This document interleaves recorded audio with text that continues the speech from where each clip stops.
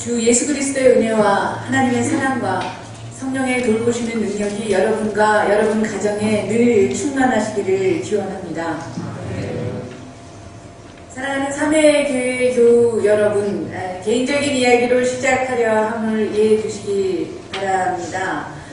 오늘 우리의 성서 본문과 관련해서 제가 아는 한 목사님의 일화를 소개하고자 합니다. 저에게 신학 공부하기를 권하셨고 또 여자 목사로서 활동하기를 권해주셨던 그런 목사님이신데, 한국 기독교 장로회의 가장 중추적인 역할을 하셨던 강원영 목사님에 관한 이야기입니다. 이분이 젊었던 시절에는 아직 한국 그런 신학자들은 없었고 주로 미국 선교사들이 성경을 가르치셨는데, 그 당시에 미국 선교사들이 성서를 가르치던 방법은 성서를 문자 그대로 해석해서 믿게 하는 그런 방법이었습니다. 이렇게 하는 것은 물론 성서를 굉장히 소중하게 여기게 하는 그런 가치는 있습니다만, 때로는 많은 문제를 일으키기도 합니다. 오늘 우리의 신약성서의 본문 말씀에 이런 대목이 있습니다. 누가복음 21장 27절에 그때 사람들은 인자가 큰 권능과 영광으로 구름을 타고 오는 것을 볼 것이다. 사도행전 1장에도 이와 유사한 본문이 나오는 것을 여러분들이 기억하실 것입니다. 이 외에도 이러한 표현은 성서의 여러 군데에 등장합니다. 여러분들은 형상화되어 있는 이 구절을 어떻게 이해하십니까? 이 구절을 바탕으로 그려진 그림들도 간혹 여러분들 많이 주변에서 보셨으리라고 생각이 듭니다. 이 본문을 어떠한 상황 설명 없이 문자 그대로 이해해야 된다 라는 것을 배웠던 그 목사님은 그래서 날씨가 꾸물꾸물하고 특히 구름이 많이 낀 날이면은 늘 뒷동산에 올라가서 하늘만 쳐다보고 계셨다고 했습니다. 왜냐하면 구름에 휩싸여서 예수 그리스도가 다시 오시리라 했으니 그런 날이면 혹시 예수가 오실 확률이 훨씬 높을 것이다 라고 생각했다는 것입니다. 그리고 예수가 당장 그렇게 오실지도 모르는데 당시 이제 함경도에 분이 살고 계셨는데, 내가 여기서 논 갈고 이러는 게 다 무슨 소용이 있냐, 나는 이 예수 오시는 것을 제대로 맞이해야 된다 라고 해서 하던 일 다 팽개치고 언덕에 올라가서 하늘만 쳐다보고 세월을 보냈다는 그런 이야기였습니다. 그래서 많은 날들을 그렇게 허비했다라는 그런 이야기를 전해 들은 바가 있습니다. 성서를 문자 그대로 읽는 것은 이처럼 우리에게 복음의 참뜻을 이해하고 그것을 실천하게 하는데 때로는 별 도움이 되지 못할 때가 있습니다. 그러나 그만큼 성서 문자 하나하나의 의미를 소중하게 여기려는 그 순수함과 열정은 또한 높이 평가될 수도 있겠습니다. 성서 해석을 문자 그대로 하느냐, 아니면 역사적인 상황과 배경을 이해하면서 학문적인 방법을 인정하면서 성서 해석을 하냐라는 그런 질문 때문에 1950년대 우리나라의 장로교는 분열이 시작되기도 됐습니다. 지금은 그 당시 문자주의적인 해석만을 유일하게 받아들여야 했다라는 그런 교단에서도 다양한 형태의 그런 학문적인 성서 해석의 방법을 수용하고 있습니다. 우리는 문자 자꾸 자체에 매달려서 그 본질을 놓쳐버려서는 안 되며, 또 다른 한편으로는 학문적인 방법만 적용해서 성서를 해체해버려서도 안 될 것입니다. 성서가 쓰여지게 되었던 그 배경과 맥락을 이해하면서 또 오늘 이 한반도에서 살아가는 우리에게는 어떤 의미로 다가오는지를 되새겨보아야 할 것입니다.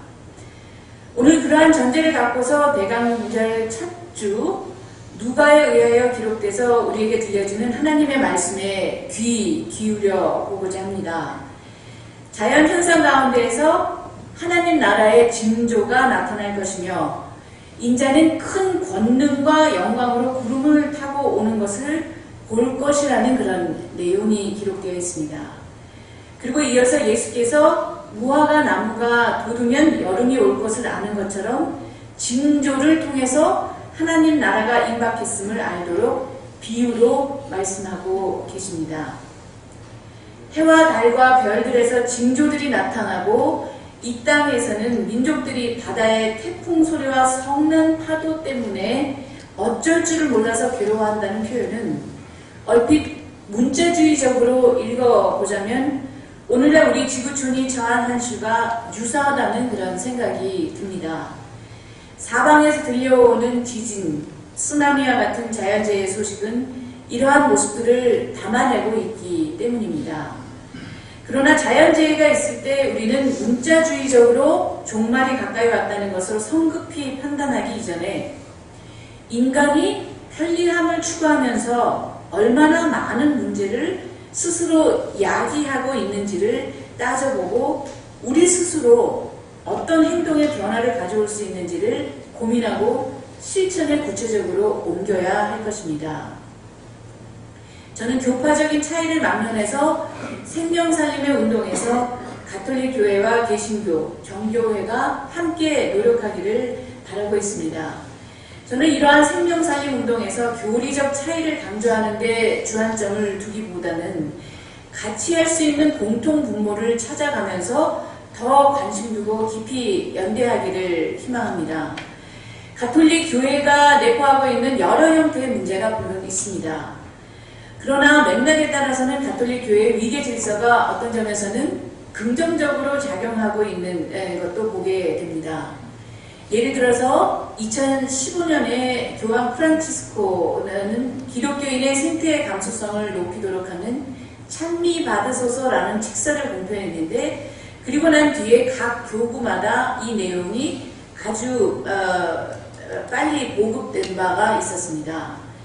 이에 못지않은 중요한 문서들이 전 세계 개신교 교회의 연합체인 세계교회협의회에서 나오게 됐는데 그것은 스위스 제네바 본부에만 머물러 있지 아직 개교회 교인들에게 제대로 다가서지 못한 것을 보게도 됩니다.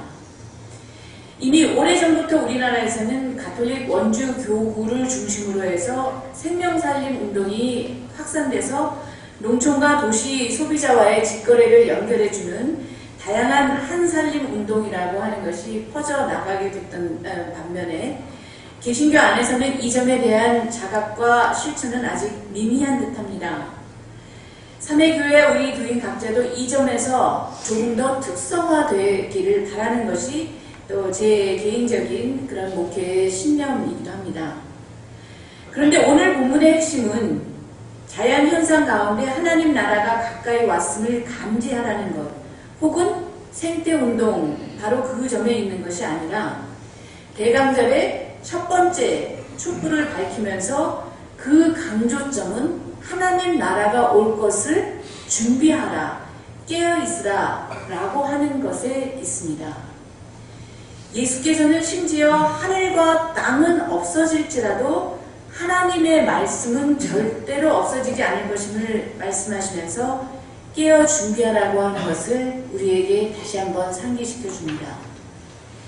누가가 이 글을 기록하던 당시 로마 황제의 압제는 점점 더 극심해지고 있었던 상황이었습니다. 예루살렘은 로마 군대에 의하여 짓밟혀졌습니다. 사람들의 삶은 피폐해져만 갔고 세상살이의 걱정으로 사람들의 마음은 짓눌려져 있던 상황이었습니다.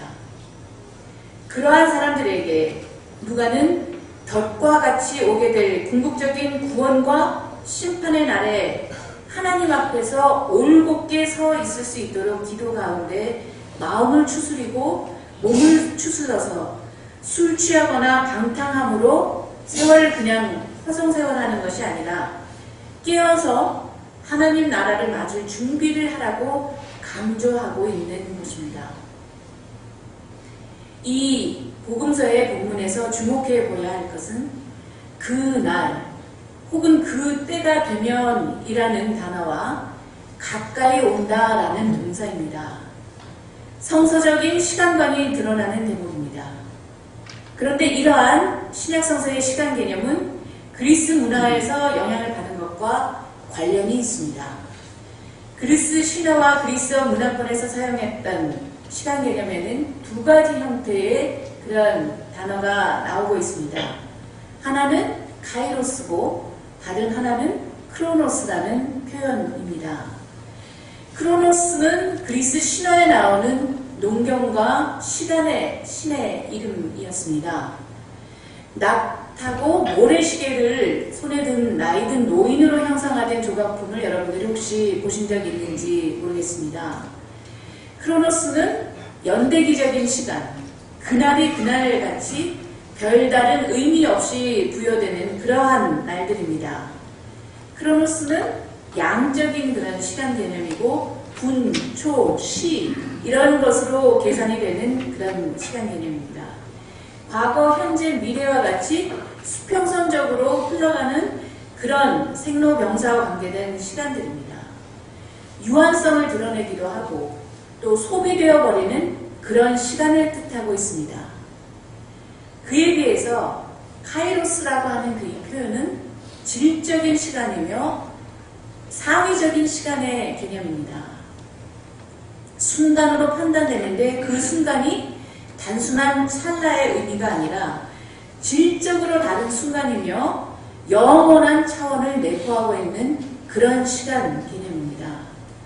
크로노스가 유한성을 뜻하는 반면에 카이로스는 무한성을 뜻하고 있습니다. 흔히 그리스의 조각에서는 젊고 벌거벗은 한 청년으로 형상화되어 있습니다. 이 사람의 머리는 앞에만 머리숱이 굉장히 많이 있고 뒷머리에는 대머리 형태로 벗겨져 있는 그런 모습이고 양발과 뒤꿈치와 등에 날개가 달려있는 그런 형상화된 모습입니다.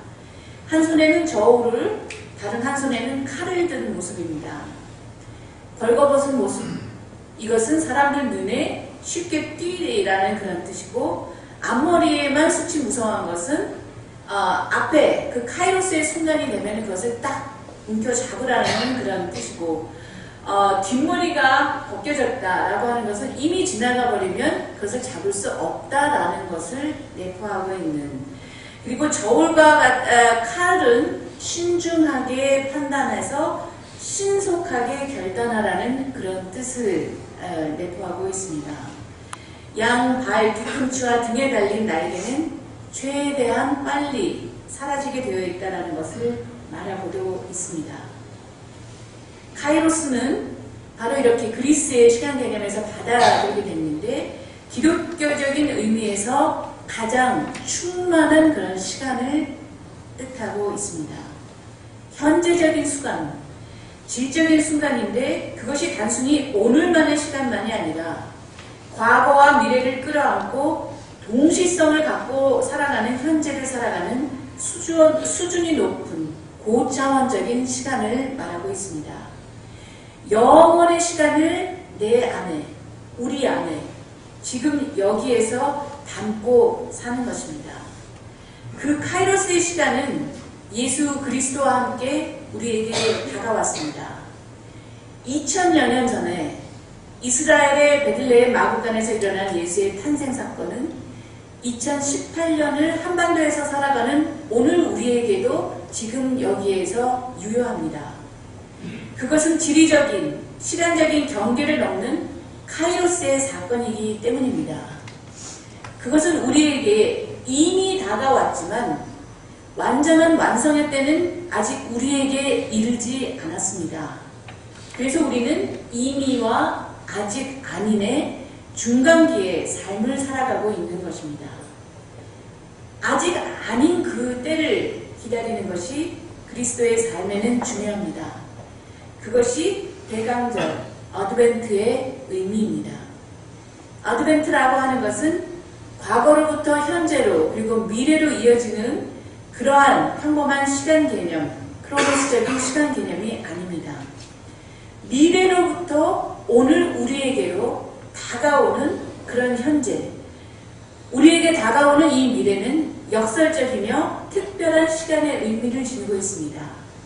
우리가 현재를 살지만 하나님 나라의 완성이 하늘에서와 같이 땅 위에서 이루어질 때, 지금은 우리가 희미하게 보지만 그때는 얼굴과 얼굴을 대면하게 볼 때를 우리가 미리 맛보면서 내 안에, 우리 안에 이미 들어와서 우리에게 용기를 주는 그 하나님의 나라의 힘을 받고서 오늘 우리가 살아갈 수 있는 것입니다. 이 대강절의 기간 동안 우리는 매 한 주마다 초 하나씩을 또 밝혀나갑니다. 5번째 초가 밝혀지는 날이 바로 예수의 탄생일입니다.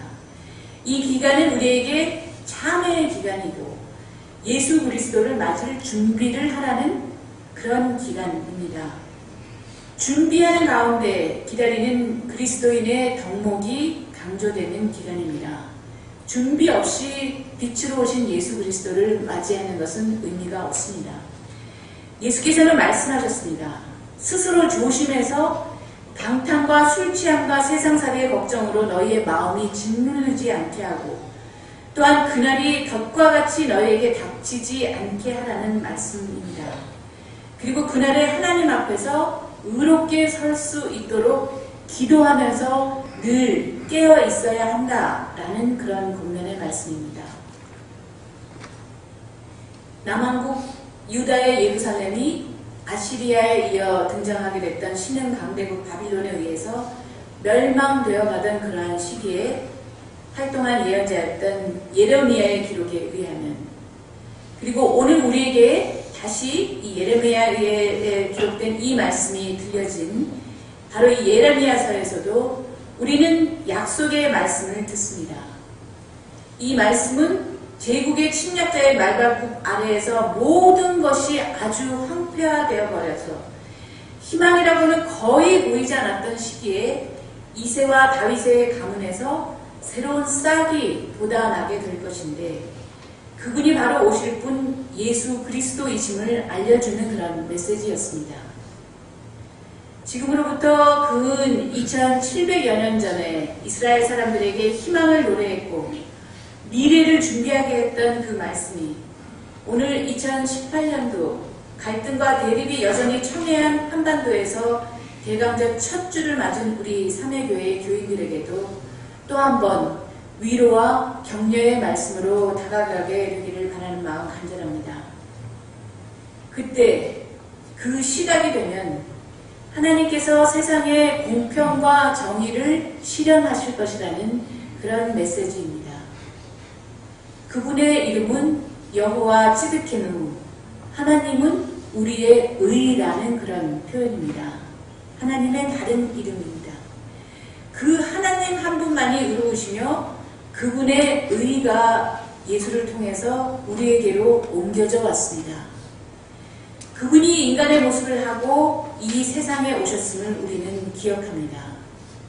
그리고 그분께서 그 날에 다시 오실 것을 우리는 대망합니다. 하나님 나라는 우리에 의해서 건설되거나 완성되는 그러한 왕국이 절대 아닙니다. 하나님 나라가 하늘에서와 같이 이 땅에서는 아직 이루어지지 않았습니다. 그것은 궁극적으로 하나님께서 하실 일이며 하나님께서 그 대안적인 미래를 우리에게 이미 제시하여 주셨습니다. 우리에게는 그 나라가 우리에게 임할 것이라는 그 복된 소식을 통한 비전과 소망 때문에 오늘 우리도 우리의 구원이신 주님이 이미 우리에게 보여주셨던 그 사랑을 실천하며 공평과 정의를 우리 주변에서 실천해 나아갈 그러한 책임이 있습니다. 바울이 데살로니가 교인들에게 전했던 그 권면의 말씀도 우리가 듣고 마음에 새기고자 합니다. 주님께서 우리 안에서 서로 나누는 사랑과 모든 사람에게 베푸는 우리의 사랑을 풍성하게 하고 넘치게 해 주시기를 빕니다. 그래서 주께서 우리의 마음을 굳세게 하셔서 우리가 하나님 앞에 서게 될 때 바로 그 날이 오면은 그 거룩함에서 흠 잡힐 때가 없게 해 주시기를 빕니다. 그것은 죽은 뒤에 접하게 될 하늘나라의 단순한 그런 도피가 아닙니다. 하나님께서 제시하시는 그 대안적인 미래에 우리가 구체적으로 그리고 적극적으로 참여하는 것입니다. 오늘 나눔터를 통해서 우리가 마련한 기금들을 포함해서 우리가 우리 안에 스스로만 자전하는 그런 교회에서 벗어나고자 합니다. 우리 3회 교회가 이 지역사회와 또 우리나라의 국경을 넘어서서 그 지평을 넓혀서 우리의 도움을 필요로 하는 이들을 중심으로 공존하는 교회로 성장하기를 바라는 마음 간절합니다. 또한 이 대강절 기간 동안에 우리 모두 참회와 준비의 과정을 잘 거쳐 나가시면서 빛대신 주님을 맞으실 복된 그런 대강절 시간 되시기를 간절히 바랍니다. 아멘. 함께 묵상 기도 드리시겠습니다.